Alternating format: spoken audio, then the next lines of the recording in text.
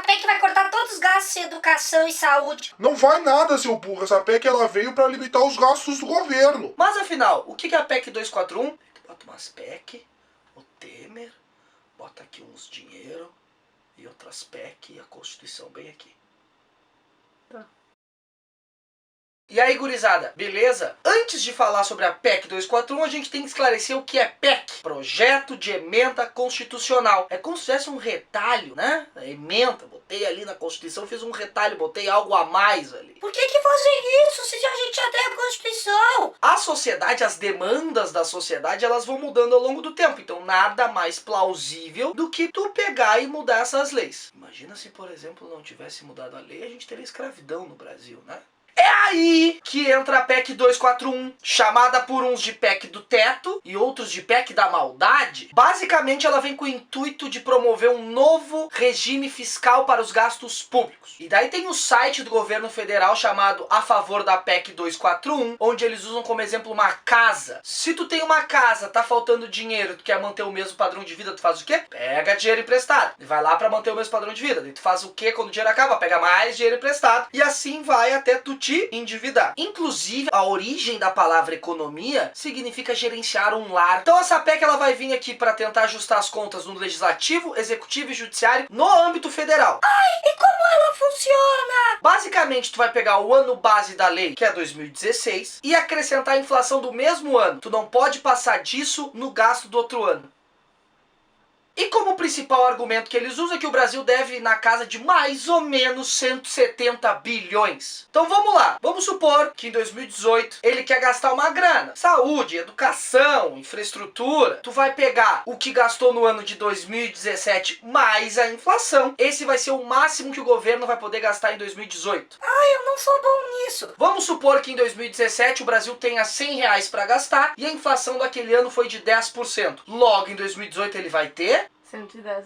R$110 para gastar, exatamente, amiguinha. Tá, eu entendi, mas por que a gente tem que fazer isso? Como foi dito anteriormente, um rombo de 170 bilhões obriga o governo a fazer esse tipo de proposta. Cabe ressaltar que mais ou menos 42% do que o Brasil arrecada é pago em dívida. Então, dos mesmos R$100, R$42 seriam em dívidas. Ai, pra onde vai essas dívidas? Basicamente vai para banco. E daí, né, começou a rolar aquela bola de neve. Pede dinheiro para banco para pagar determinada coisa, paga uma parte, paga os juros, pega mais dinheiro, paga juros, pega mais dinheiro e vira uma grande bola de neve. Ai, as outras partes que sobraram aí? Bom, as outras partes que sobraram, tu bota saúde, educação, transporte, meio ambiente, todos os outros serviços que o Estado vai prestar. Tu tem que botar, então, ó, 42% para dívida, o que sobra, tu investe. Desafio a galera a entrar no site do governo federal e achar discriminado todas essas dívidas. Fica o desafio pra ti, Magrão. Quem conseguir ganha o quê? Quem conseguir, eu dou R$1. Isso é explicado de uma forma bem simples, mas dá pra entender o que o governo quer. Ele quer limitar o gasto. O gasto não pode ser acima do que já tem de dinheiro mais a inflação. Certo? Parece simples. Mas quando eu ligo o Facebook, é só assim, ó. Ai, a PEC vai cortar dinheiro em saúde e educação. Ai, essa PEC aí, ela vai salvar o Brasil das contas. Mas quem é que liga o Facebook?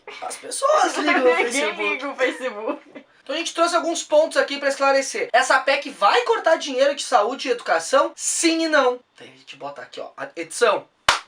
A gente bota aquele twin do vídeo anterior, tá? É que existe um lance chamado PIB, que é Produto Interno Bruto, é toda a riqueza que o país produz. E a longo prazo, assim que o Brasil sair da crise, o PIB volta a crescer, tá? Isso é um movimento que vai acontecer. Também o Estado ele tem um tipo de gasto chamado discricionário. Traduzindo para o português, né? Aquilo que o governo pode investir, que ele tem liberdade de investir sem pedir autorização. Saúde, educação, programa social. Ele pode investir tanto para mais quanto para menos. A gente chama isso de discricionário. E também temos algo chamado inflação, né? Eu não sou economista, mas é aquela variação de preço que vai tendo ao longo do ano que vai desvalorizando o teu poder de compra. Buenas, é bom entender esses três agentes econômicos. O Brasil gasta mais ou menos 5% do PIB em educação e 2% do PIB em saúde. E ao longo dos anos o Brasil vem aumentando o que ele gasta nesses dois itens. E isso sim pode haver um corte. Como assim vai haver um corte se ele vai investir a mesma coisa? Só pegar o dinheiro do ano passado e investir a mesma coisa? Exemplo, o Brasil tinha R$100, naquele ano a inflação foi de 10%, no outro ano ele tem R$110, certo?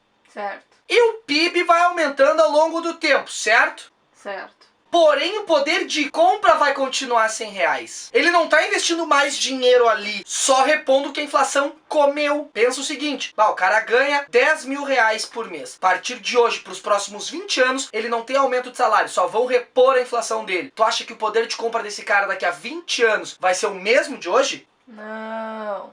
Podia ter uma plateia gritando, né? Fazer ao vivo. Então não vai ter um investimento em cima da riqueza, que é qual? Pega os R$110, que é o poder de compra mais inflação, tira isso, se o Brasil ganhou mais, tu investe mais, tá investindo daí o lucro em cima daquilo. Isso não vai mais ter. Então com essa PEC o governo não quer que o gasto passe da inflação. Parece lógico, e até certo ponto é lógico. Porque eles acreditam que isso vai trazer um equilíbrio fiscal das contas públicas. Só que nesse mesmo exemplo ele esquece de falar que aumento de gasto acima da inflação nessas áreas é investimento em saúde e educação. Então vai lá, é projetor, é máquina lá para medicina, contratar mais médico, etc, etc, etc. Por que dizem que é corte? Porque a tendência, por exemplo, em saúde é cada vez ter mais gasto. Ai, como assim? Eu não entendi. A tendência populacional é envelhecer. Velho tem gasto, né?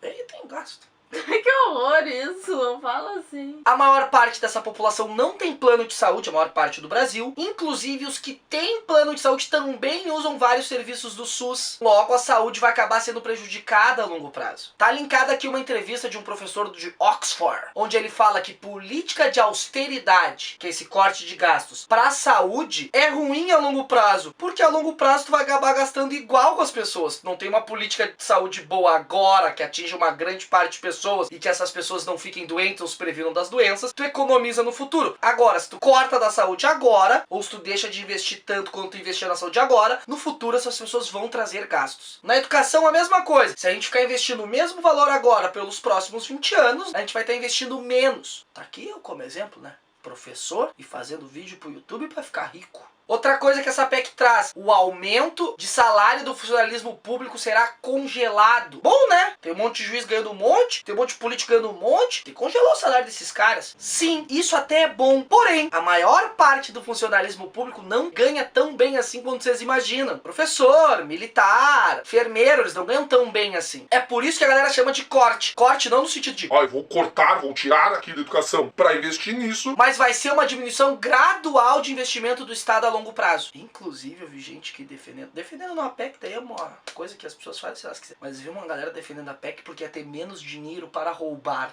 Daí tu imagina se um cara vem me assaltar e eu falo assim, ó, eu só tenho 20 pila. Ah não, beleza, te assalto da próxima vez. Não tem sentido. E é isso que tá dividindo as pessoas nessa disputa de narrativa. Ser contrário ou favorável à PEC. E o que tá em jogo nessa disputa de narrativa é um projeto de país. Nesse caso bem específico, a ideia desse projeto é reduzir o Estado. Então um projeto que tá ligado ali ao pensamento neoliberal, liberal, ao pensamento mais da direita política mesmo. Esse é o espectro de pensamento que tá dentro desse projeto. Isso é pra galera que fala que não existe ideologia, né? Não existe, isso é um projeto, né? Ideológico, puramente ideológico. Ai, por que ela é ligada ao pensamento neoliberal e liberal? Porque a longo prazo ela vai dar mais espaço para iniciativa privada entrar em lugares que hoje o Estado faria. Saúde, educação, infraestrutura. O Estado tá saindo aos poucos, a ideia desse projeto é essa, né? O Estado aos poucos vai saindo de vários setores, então a iniciativa privada entraria nesses setores. Isso é para quem é favorável a essa PEC, para quem defende essa PEC, usa isso como argumento. Quem é contrário a sua PEC, acreditam que a longo prazo tu investir menos em saúde e educação é ruim, porque para quem é contrário à PEC acha que saúde e educação sempre é investimento, mais educação, mais riqueza a longo prazo. Inclusive, se tu for ler um jornal e quer saber se ele é contrário ou favorável à PEC, vê se ele usa ali gasto, saúde e educação, ou se ele usa investimento em saúde e educação. Tu consegue ver. Esse é o contexto mais ou menos geral, tá? Ai, o que a gente pode fazer? Primeiro que é mais que necessário de rever gastos públicos e principalmente como gerenciar esse dinheiro. E daí pode ter alguns apontamentos. Primeiro é manter como tá mesmo, né? Corte de gastos sem chororô. Talvez rever esses gastos discricionários aí que foi dito anteriormente, que até os economistas favoráveis a essa PEC, eles dizem que ele deveria ter um pouco mais de flexibilidade esse gasto discricionário. Lembra lá no começo do vídeo que a gente falou que a dívida do Brasil é quase metade do PIB? Poderia ser feita uma auditoria da dívida. O que é auditoria? É tu pegar e ver tintim por tintim certinho o que o Brasil tá devendo, como tá devendo, quanto de juros tem, etc, etc, etc. Tem um site que defende a auditoria pública cidadã, ele vai estar linkado aqui. Só que curioso é que nenhum governo até hoje quis ter os seus gastos auditados. Uma outra proposta que outros economistas defendem seria o quê? Pegar os super ricos e taxar eles de impostos, mais do que eles pagam. Eles pagam um pouco, tu taxaria um pouco mais, como é feito em vários países. Isso ajudaria a cobrir aquele rombo de 170 bilhões. Mas isso é uma outra vertente daí, tá? Essa proposta vai pro Senado e a princípio ela vai se manter como está. A menos que todo mundo seja que nem o Bolsonaro e mude de opinião sobre a PEC em menos de uma semana, né? E aí, tu samba de que lado? Tu é favorável à PEC 241? Tu acha que é por aí mesmo? Que outras medidas poderiam ser feitas a longo prazo para cortar gastos? Tu é contrário à PEC 241? Então que alternativas a gente teria? Como ficam as pessoas que são beneficiadas por programas sociais? Será que corte de gastos em momentos de crise é ideal? É isso aí, gurizada. Não te esquece de se inscrever no canal, que é muito importante. Curtir a página do Face. E tem que dar a sugestão de pauta, valendo R$1. Eras isso, beijo no cérebro de todo mundo e tchau!